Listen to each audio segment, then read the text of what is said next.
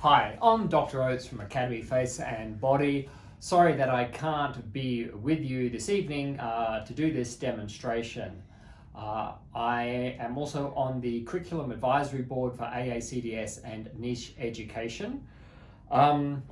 Today I'm going to demonstrate for you a muscle relaxer injection, and it's what everybody knows as Botox, and there are two other brands that are available, and we'll touch on that as well.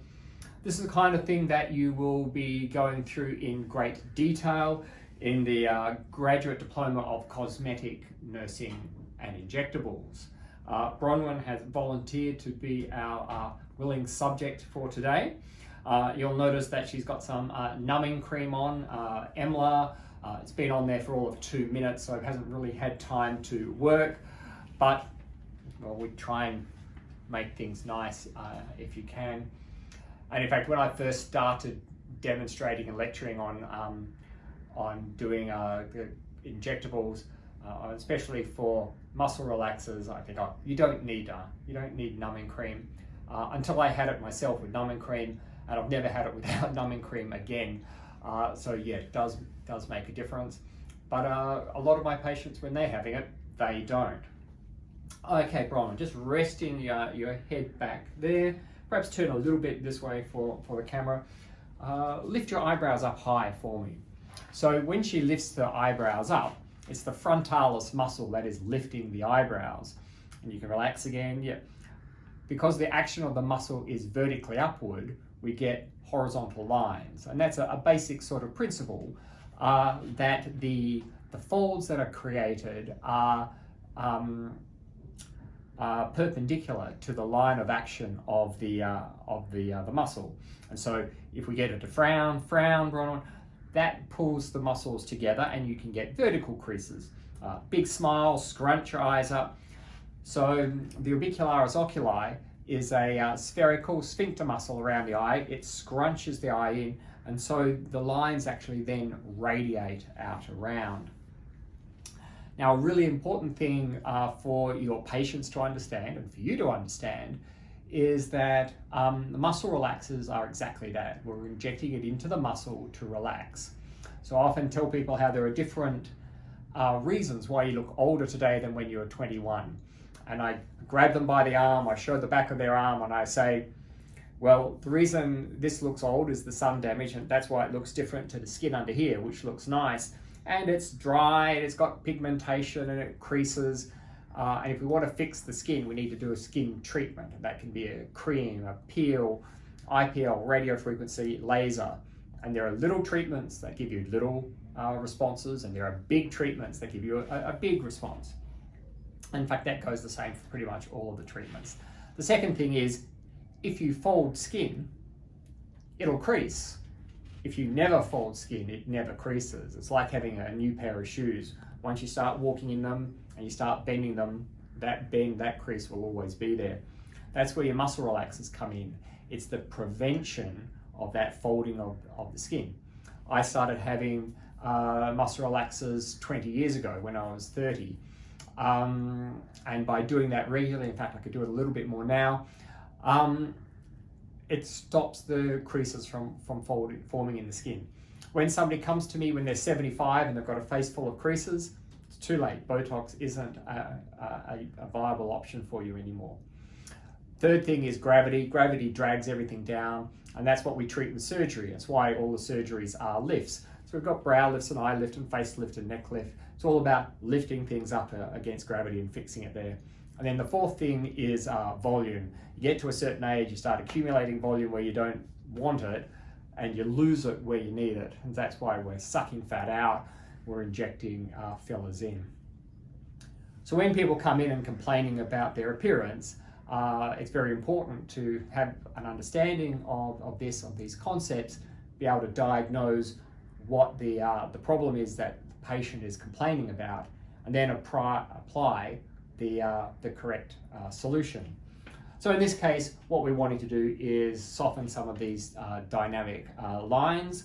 So we're going to inject some muscle relaxer. So I'll pop on some gloves, obviously. Gloves have always been important. We'll do a bit of cleaning.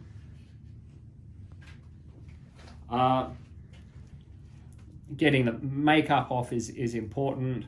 You don't want to be introducing little infections in. And now more than ever, you want to be making sure that the clients are comfortable that you are doing things nice and clean and not going to be getting them at risk of catching infections. So this is the little needle and syringe. It comes pre-loaded with this tiny little needle, which is a 31 gauge. So that's really nice and fine and much less uncomfortable for the patient to have this kind of a treatment. So I will ask Bronwyn to raise her eyebrows up very high. One of the most important things is you need to go really, really lateral. If you don't go laterally enough, people get spocking. You keep that much relaxed there, Bronwyn. Yeah, that is all relaxed because you've put your muscle relaxer over here. But if you haven't come out here far enough, this is still hitched up, and that's not a great look. So eyebrows up again for a moment, Bronwyn. So yeah, we want to come right out to here. Relax. And at the same time, we want to miss that little blood vessel. So I'm going to come here, little scratch. And in fact, I didn't manage to miss the blood vessel, so there's a great demonstration for you. But what we'll do is we'll just do another little one here. Eyebrows up again, please, Bronwyn. Great, relax. Bronwyn has lovely soft skin, fortunately. That makes life a bit easier. Bronwyn, with your left index finger, can you just pop it there? Thank you. As I'm often saying, utilize the resources that you've got. Okay. And eyebrows up high again, and relax. I like doing these little, what I call mouse pinches, lifting the skin up. Just makes it tense there. You're getting a much better view than people would normally get. I usually give a little press every time I do it, just for a few seconds, and that'll usually be enough to stop the little bit of capillary oozing. That's okay, staying there, Bronwyn. Eyebrows up very high again, good, relax. And we'll come in here. Now, one of the areas that you don't want to be doing excessive muscle relaxers is in the forehead, because when they can't lift their eyebrows up, then their brows may feel heavy. So I'm doing injections of 1 unit. Eyebrows up again, good, relax.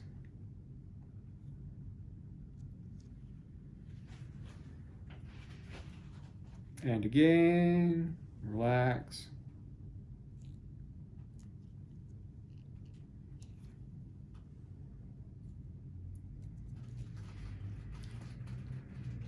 So that's 8 injections of 1 unit across the horizontal brow. Now you can stagger them. It's something that you'll develop over time as your personal preference and for what the patient likes as well. That goes into a sharps container. Thank you, Bronwyn. You should be able to let that go. Well done. Now, muscle relaxers are not instant, and you'll be going through all of this in the theory lectures, and they talk about how they work. But essentially, we've injected sort of into the muscle itself, but the medication, Botox, Xeomin, Dysport being the 3, need to get absorbed into the nerve that is stimulating the muscle, and then it blocks that nerve ending, the neuromuscular junction, stops the nerve from stimulating the muscle. Now, it normally takes a couple of days for it to start working. It may take as long as 1 week for it to fully work. So if you're wanting to check your results, that's a really good idea, especially the first time you're treating like a new patient. If you're really fastidious, every patient, but people get a bit bored of it once they've done it multiple times. Get your patients back between 1 to 2 weeks, check your results. See that the patient has got the result that they wanted and that you wanted. If you need to add 1 or 2 units, then you can do that. Keep that record so that you know in 4 months' time how many units to use, the original amount plus the extra bits. Like, the most frustrating thing, in fact, almost any cosmetic work, cosmetic injecting, is have somebody come back 4 months later, 12 months later, and say, that was fantastic, you're the best, I want you to do exactly what you did last time. And you look at your notes and it says Botox. You know, it doesn't tell you what you did. So the better that you can record the dosages, the locations that you've done, the better. And then that is getting easier and easier with technology sort of over time.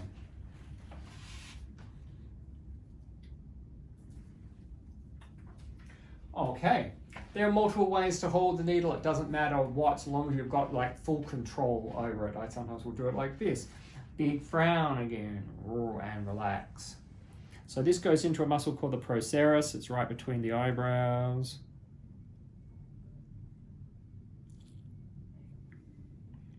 And the procerus is a vertical muscle. It pulls the eyebrows down there. Frown again, angry frown, yep, relax. There's the medial head of the corrugators. Well done.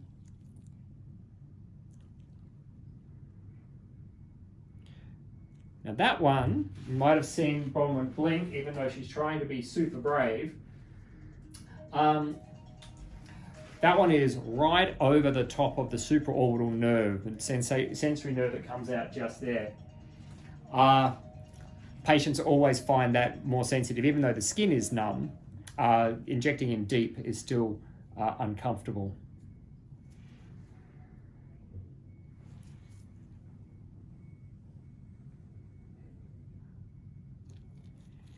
If you're getting really tricky, if you inject through a pore, often a patient won't feel it at all, even if they don't have any numbing cream on initially.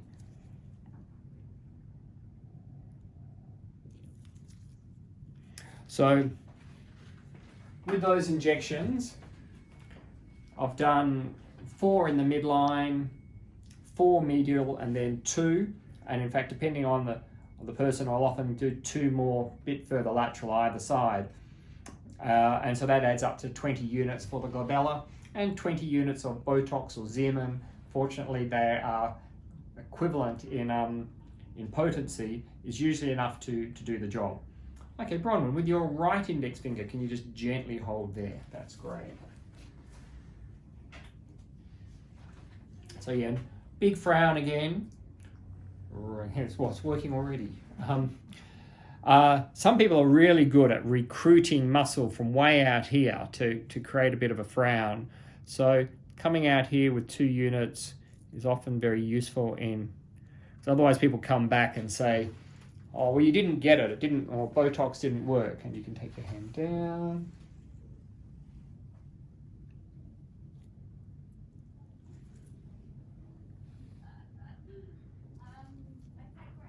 Okay, that's coming along nicely.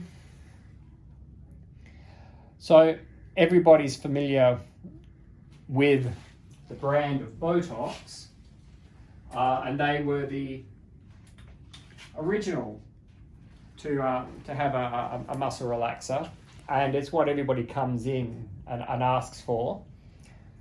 Then we had Dysport, and Dysport is quite big in some countries. Dysport is different because it's got different units. You get 100 units in a bottle of Botox and 500 in a bottle of Dysport. But it doesn't mean that you've got 5 times as much, because 1 unit of Dysport is not equivalent to 1 unit of Botox. And it's around about 2.5. The Botox company will tell you it's 3 or 4, or Dysport company will tell you it's 2. But I think most people think around about 2.5 is probably an equivalent ratio. Some injectors love Dysport. They think that it works faster, and for some people maybe it lasts longer. because of the different numbers and stuff, I find it's best not to mix Dysport and Botox in the one clinic, because just getting the numbers all straight in your head can be tricky. Whereas Xeomin, the numbers are exactly the same, 100 units, and you mix it in the same volume, which is 2.5 mils.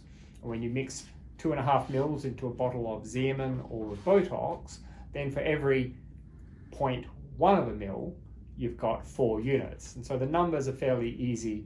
And so with these, they've got graduations every 0.05 of a mil. So every 0.05 is 2 units. So if you want to do injections of 2 units, that works very well. And there are different dilutions that some doctors use, and for various reasons. In the theory lectures, we can go over all of that. Xeomin's claim to fame is a reduction in the other proteins that are in the mixture, and therefore not being able to cause antibody formation and therefore resistance. And so the worry is, if you have regular Botox, maybe you'll develop resistance, which you don't want to do, whereas that can't happen with Xeomin. Fortunately, the whole resistant thing is still relatively uncommon, so it hasn't become enough of an issue to necessarily switch over to Xeomin. Next year, there's going to be a new one coming out called Daxi, and Daxi lasts twice as long. So we generally get people to redo their Botox Xeomin every 4 months. We're maybe looking at 6 to 8 months with Daxi, and obviously people are going to like that a lot as well, as long as it's not twice as expensive. Okay, so we've got 12 units here. 12 units is a good amount for around the eyes. Really scrunch your eyes up for me, Bronwyn. Okay, relax, and we'll do a series of little injections. Good.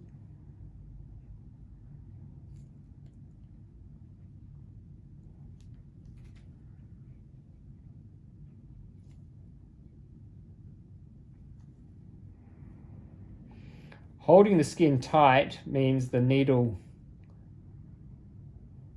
pierces through relatively easy. If you don't control the skin, then when you touch it with a needle, the skin pushes away, even though it's so soft and delicate skin. So by controlling the skin, it makes it easy. So as soon as you touch it, you want to be able to penetrate straight through. Big smile, scrunch and relax.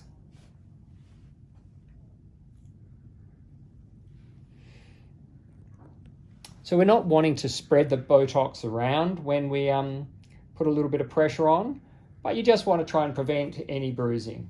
Okay, Bronwyn, can you just hold that for me again? We're almost finished.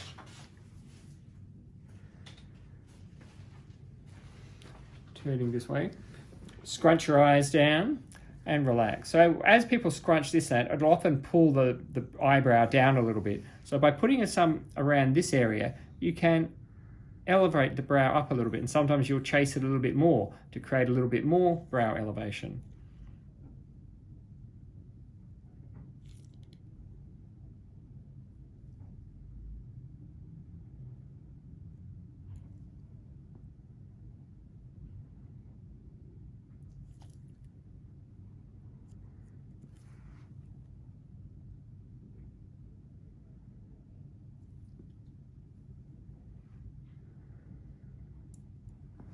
Okay, so that was actually 12 units either side, and in total we've used about 50 units. In fact, I think it's 52, because it was 12 and 12, 24, 44 and 8, 52 units.